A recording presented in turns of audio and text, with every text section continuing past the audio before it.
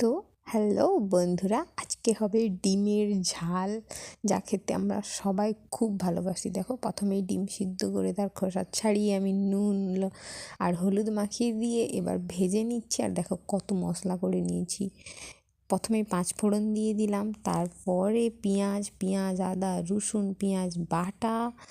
এরপরেই দেখো আমি টমেটো দিয়ে দিলাম, টমেটো দিয়ে কিছুটা নুন দিয়ে দিলাম যাতে টমেটোটা তাড়াতাড়ি গলে যায়।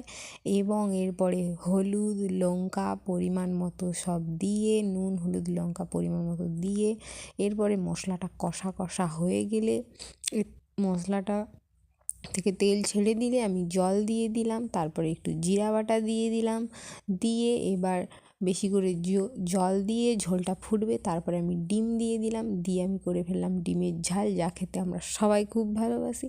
এছাড়াও হয়েছে আজকে দেখো, একটু পরে দেখতে হবে ছাঁচি লাউয়ের তরকারি, ছলা দিয়ে ডিমের ঝাল আর ডাল সেদ্ধ।